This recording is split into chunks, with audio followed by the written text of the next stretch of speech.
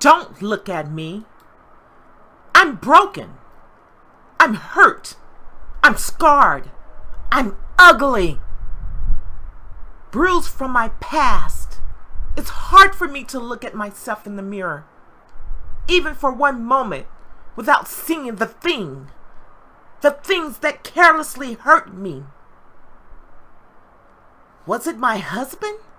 No. This happened well before he came along. But isn't it something how his past resembles the things that I have experienced in my past? Shh. Listen. I was left spiritually dead, unidentifiable, paranoid from the noises in my head. What is this wound that refuses to heal? Why is there a scar that covers my heart? I'm going in and out of prayer lines, but the hurt never seems to give up. It's deeply rooted in my heart. Under the scar, I can feel the pain festering, soreness, raw and pulsating. I've lived and relived my childhood life, praying amiss that it would be dismissed. The hurt has shut my mouth and devastated me. Hopelessness has sunk deep within me, and everyone I meet shares a similar memory. Imprisoned by a callous seed from their past that taunts and haunts their thoughts, inflicting constant misery upon their psyche. I was a seed that was without hope, under the supervision of those that practice witchcraft, initiated by the occult, and sexual relationship etched in my memories. Daily, it came after me. It left me no escape. It tried infectiously to rid me of my ability to stop the imageries that dwell deep within me. As a child, I wished that they had aborted me instead of using me in their wickedness as a tool that entrapped me. The pain is so deeply embedded in me, hindering my ministry. How can I heal someone if I'm hurting?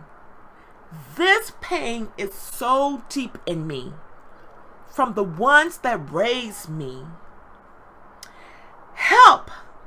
I've fought so hard not to surrender, but it's smothering me. My every waking thought rushes back. The battle I thought would be over when I became an adult, but the hurts are displaced, and I can't seem to erase the many aches that lingers in my heart. It's too deep. My body aches from the anxiety that has been placed in. Fear gripped me. It manipulated and controlled me. Lust came upon me to steal from me anything I thought I would have control of.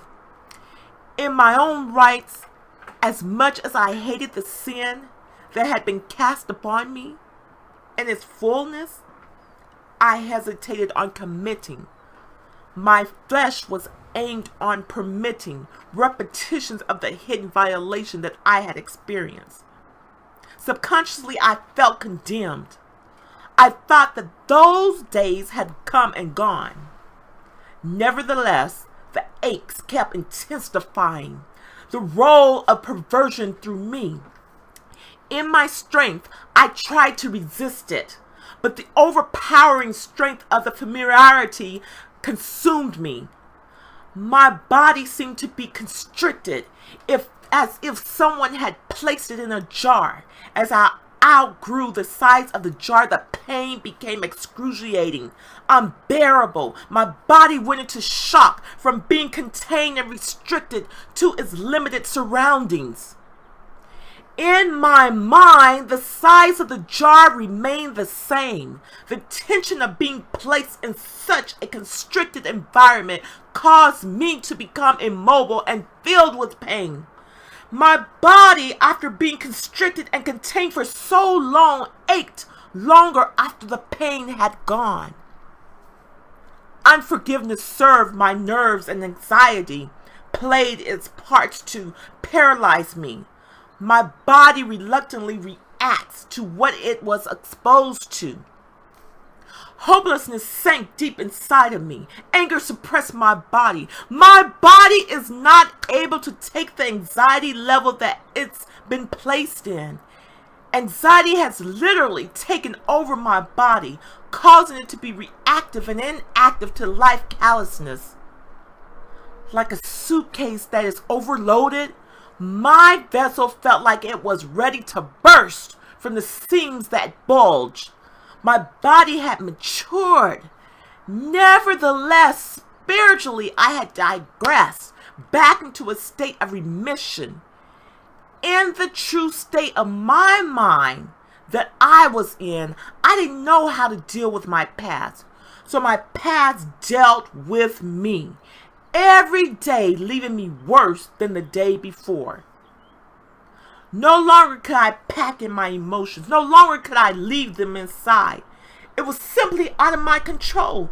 I was simultaneously aware of the tension of two inconsistent cognitions. My thoughts no longer lined up with my actions. No longer could I hold it inside. Everything that I could humanly do, I did.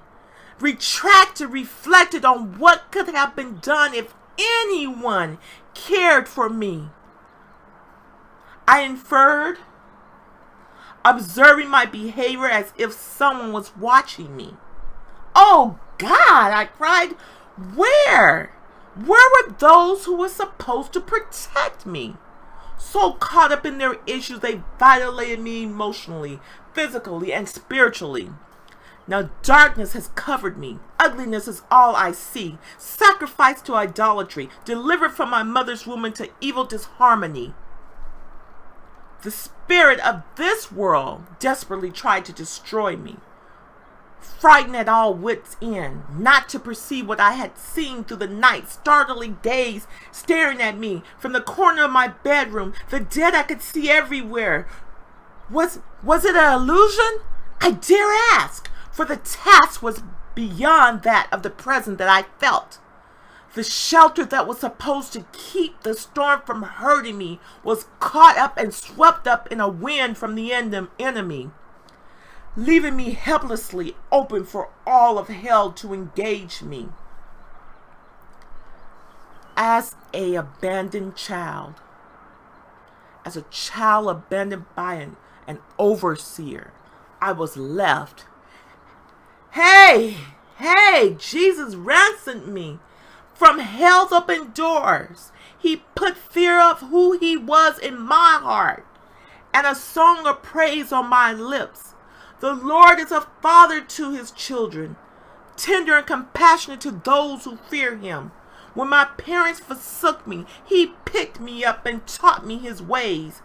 How faithful he is to me. He became my stronghold, my tower, my refuge of praise, a healer, a protector. He shields me from the mental and physical attack of the enemy.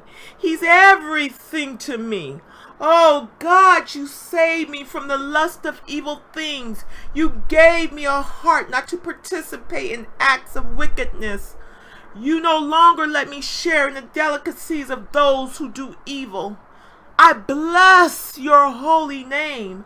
How grateful I am for your tender mercies that are new every morning. Listen, someone please, someone listen to me. Parents, if you're caught up in a snare from the enemy, your issues have become a trap for you, opening you up to the darkness of this world.